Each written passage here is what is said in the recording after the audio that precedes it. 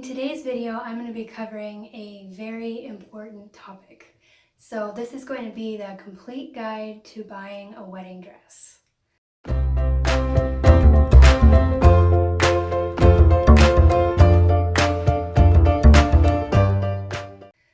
Now I'm just going to warn you right up front that this is probably going to turn out to be a pretty long video.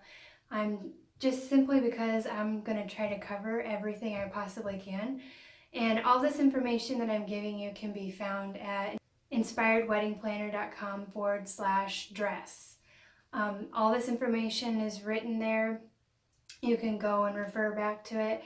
I'm actually going to use it as my notes for doing this video just because it's so much to remember that I can't keep it all in my head at one time. So I will be sharing what I have here.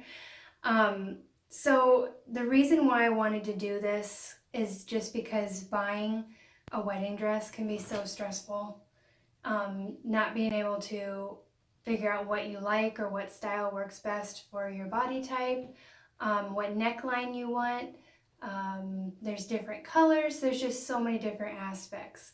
So I'm going to start off with the different body types that there are and different dress types that there are for your body type. So the first one that I will talk about is the ball gown style. This is the one that kind of reminds you of Cinderella's dress. It has a fitted bodice, but the actual dress part of it is wider. The ball gown style is very versatile for different body types. It's great for women who are tall and skinny and maybe don't have the curves to show off so much. The ball gown actually kind of adds that too, since it has such a curvy dress part. It kind of adds the curves that they're looking for.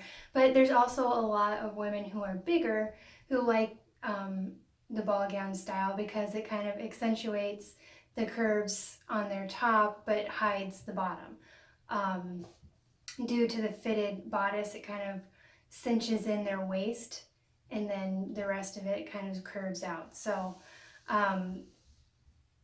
if you have more of a petite body, you might not like the ball gown so much because it kind of drowns you out because you're shorter, and so the dress just kind of takes over and it's not exactly the best option. The next dress style is the sheath dress style, and this is one that's more straight. A lot of petite women like to wear it because it gives them a taller look because of the straight lines of the dress. It's also great for people who don't want to feel like they're drowning in the dress that they're wearing because there's a lot less fabric. It's great for like beach weddings and things like that. The next dress is the A-line dress. So the A-line is popular for women who are more busty. It's also women who are plus size like it as well.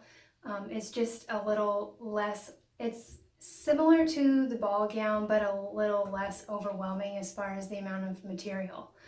So the dress kind of, it makes more of an A shape without having the big round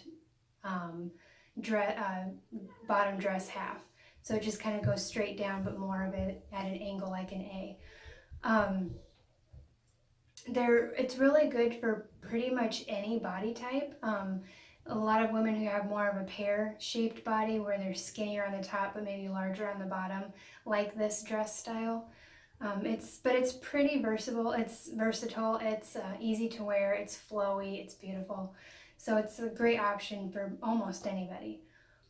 The next is the mermaid dress. So this one has a lot of mixed reviews. Some people love it and some people hate it. So it's actually really popular with plus size women who want to kind of add that dramatic effect of kind of showing off all those curves and not being ashamed to show them. But on the other hand, a lot of skinnier women like to wear it because it does show off more curves and it kind of helps them to look curvy than maybe what they think they are.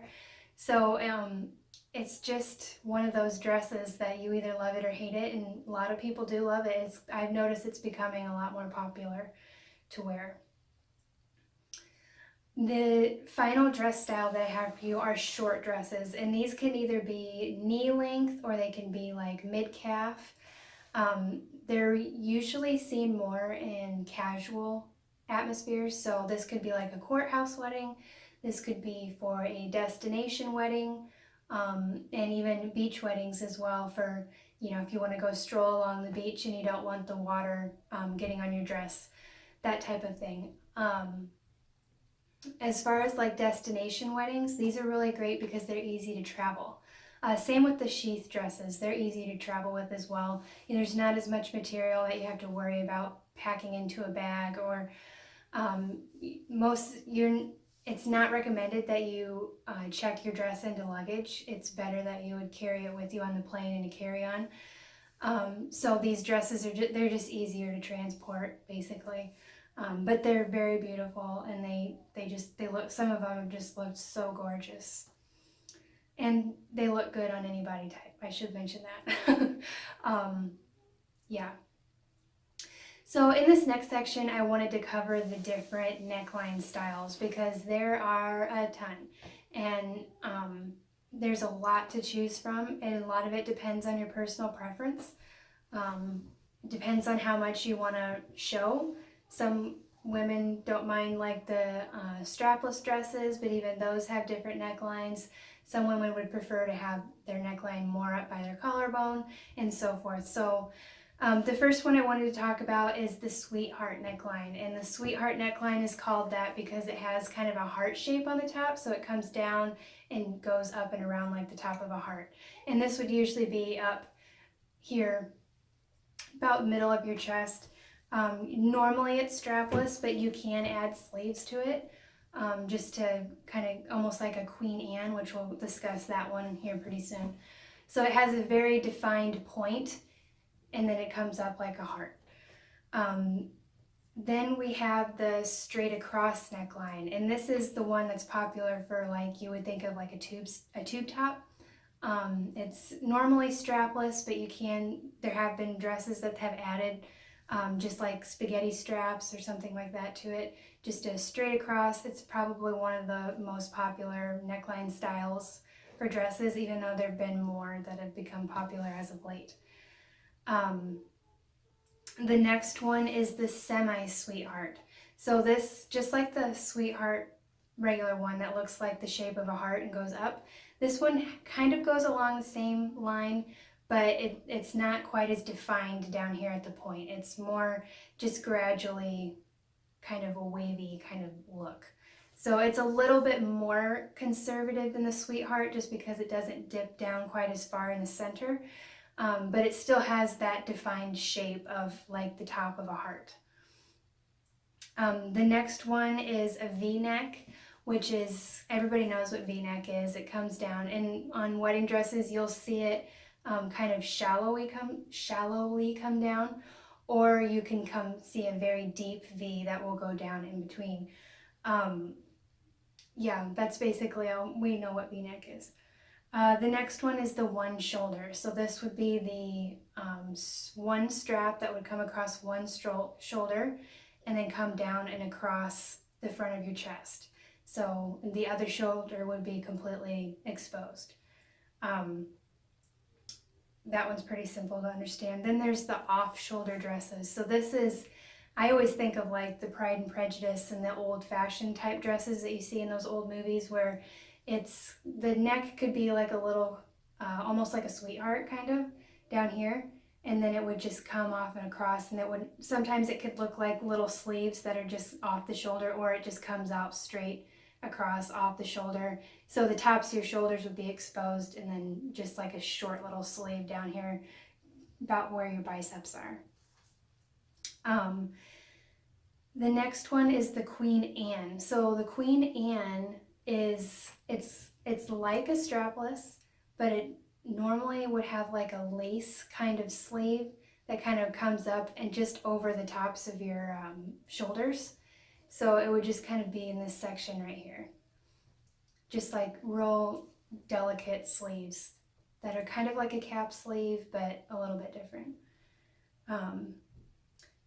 The next one that I have is the high neck. So This is one, a lot of these will be like a lace or a sheer, but it will come right up to wrap around your neck. Some of them will be sleeveless, some of them will have like cap sleeves. I think the most popular ones I've seen have been like a lace sleeveless that usually cuts down like around here. So the next one is halter. So this is one just like a typical halter top. Your back would be completely exposed and you would just, it would come up kind of like the high neck and just wrap around the back of your neck.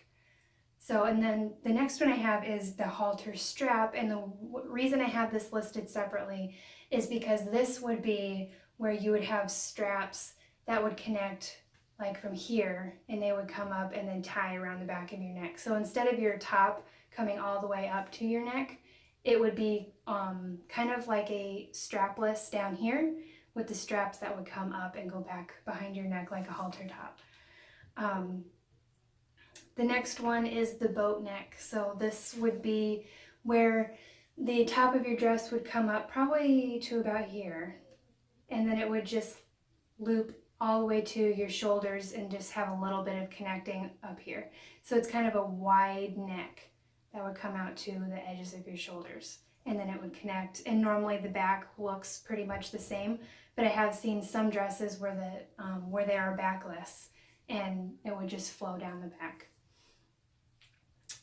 Next I have the jewel neckline, and the reason it's called a jewel neckline is because it would go about where a necklace would. So this necklace I have on is kind of long, but it would be probably about like that, about right where your collarbone is, about where the line of a necklace, typical size necklace, would lay. Next I have the illusion neckline, and this is probably one of the most popular that I've been seeing lately. It's become so popular with the different dresses. So on this one gives you a little bit more modesty, more conservative. It would have like a sweetheart neckline, a straight across, semi-sweetheart, something like that, but then it would have sheer or lace fabric that would bring up the dress higher to more like your collarbone, or even it could go all the way up to like a high neck. This is by far probably one of the most popular that I've seen. They'll even make it to where the back has an illusion to where it looks like your back is open, but it's actually lace or some sort of sheer material.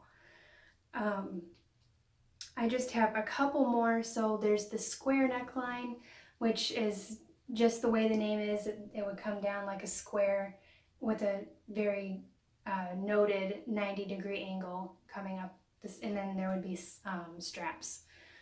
And then the last one is the scoop neckline, which everybody knows that from buying shirts that have a scoop, and it could be of varying heights. It could normally scoop comes down lower than like a crew neck type top, or even like the jewel neckline that I talked about. So it would just come down like a typical scoop shirt. So those are the necklines. Those have been the most popular that I've seen. I think I pretty much covered all of the possible ones that you could have. The next thing that I wanted to cover was the different colors of dresses. So when I first started researching this, I mean, I knew I'd seen some that kind of had like a pinkish tint, or that were more of a like a nude color or something like that, but usually you think of wedding dresses and they're like all white. But that is not the case anymore. There are so many options and, you know, variations of different shades and colors. So obviously the first one I'll talk about is the white wedding dress. This can go from like a really bleached white, which usually comes when you have synthetic materials. Usually they're that really bright, vibrant white color. When you get into like the cottons and the silks and the natural materials, they tend to be a little off-white. They're just, things aren't that white unless it's snow. So, this is probably one of the most popular, I would say. I think the white wedding dress is probably still the most popular. And These dresses look great on people who have darker skins, yellow undertones, olive. They really just pop on those skin tones. But anybody can wear a white wedding dress. That's just kind of been the tradition. So the next color that I wanted to talk about is ivory and cream. So this is just kind of one step further than the white dress. It's a little more creamy, kind of has a little bit of a yellow tone to it. Ivory dresses look great on people with fair skin, people who just are really light complected, kind of like me. It doesn't wash you out so much. It kind of gives you just that little hint of color. The next color that I have is the nude color. So this is becoming popular where you'll have like a nude color under lining, and then you'll have like a sheer lace overlay that's white. So that nude color kind of shines through your white lace. It's very elegant. It works on pretty much any skin tone.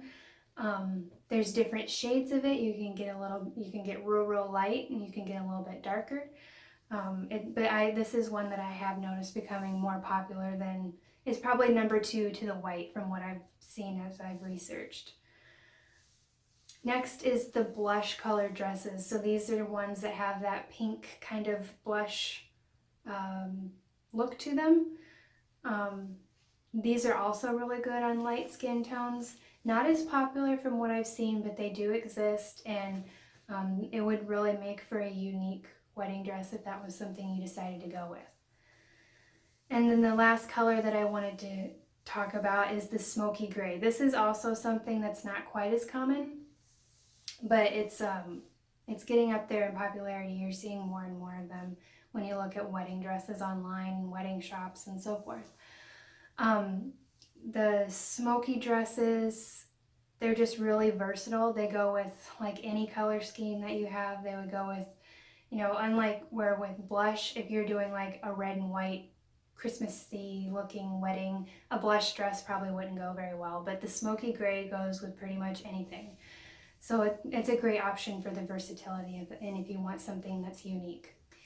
In this next section, I want to kind of answer some of the common questions that I've seen about wedding dresses and just give a few answers to questions that you might have. So the first one is, how much do wedding dresses cost?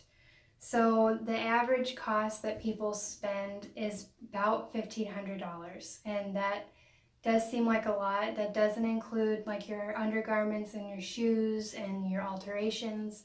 That's just $1,500 for the dress. There are options to get it cheaper.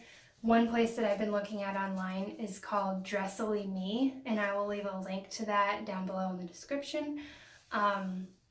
They sell discounted dresses online, and they let you either pick whatever your standard size would be, or you can send in your custom measurements, and it's like an additional $19, and they will actually tailor the dress for you.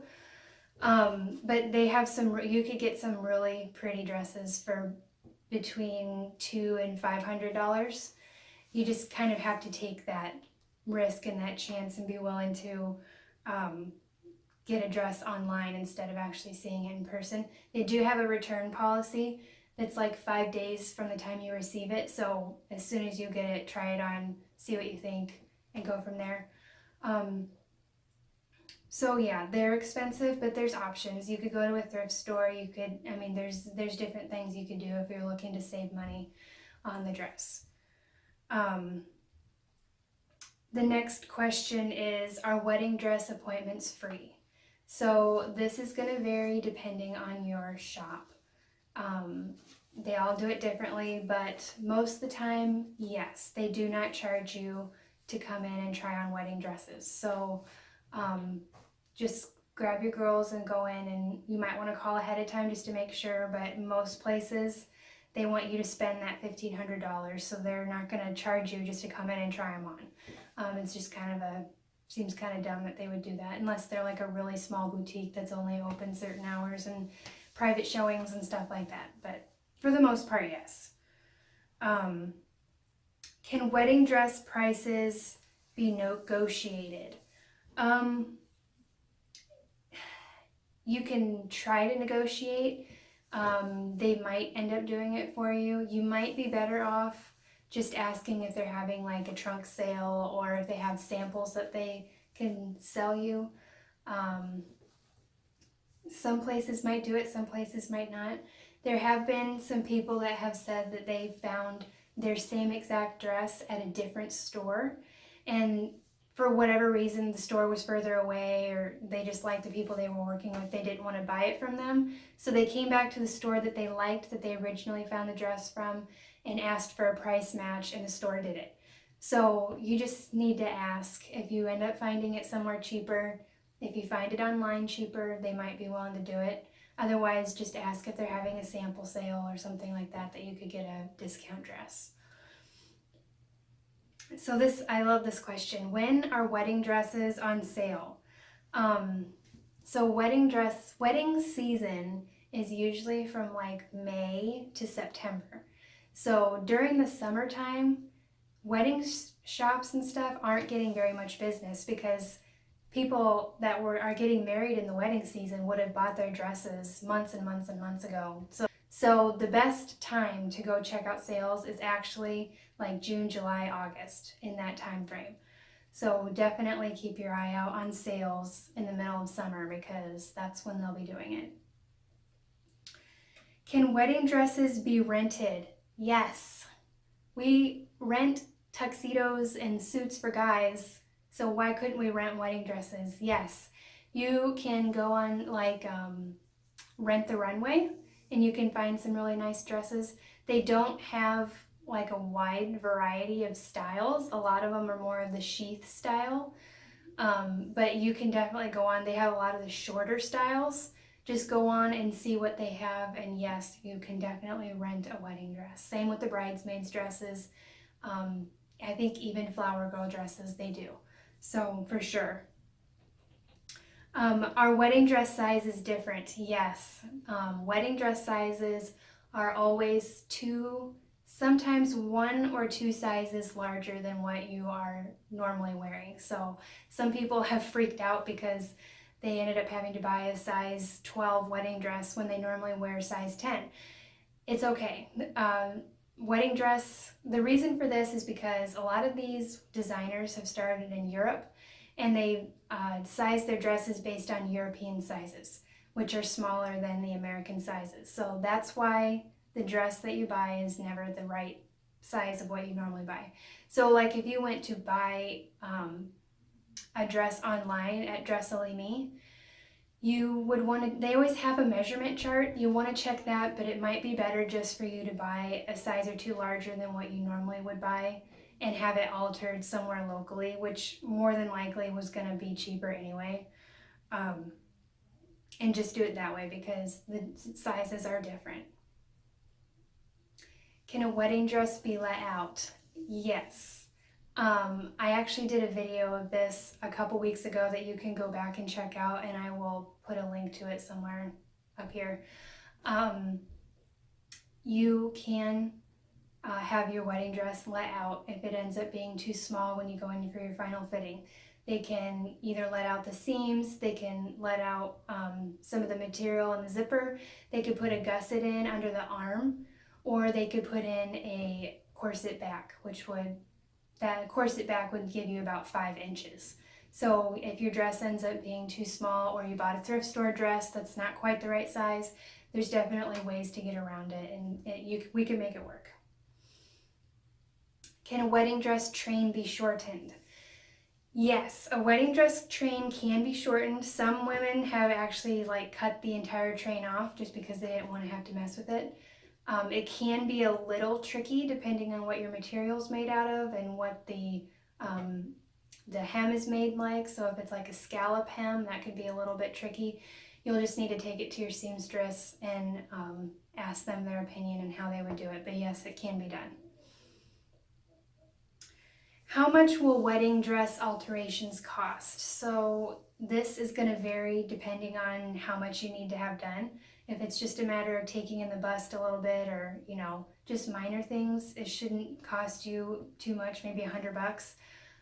If you're having the common things are having the bust taken in, having the length shortened or the train shortened, and having a bustle put in. And having those 3 things done, which is about standard for most people, is going to cost you anywhere from $200 to $300.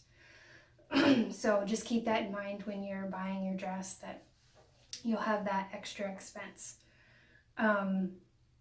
So another question is when to bustle a wedding dress. So this is in pertaining to at what point of your wedding day do you put the bustle on.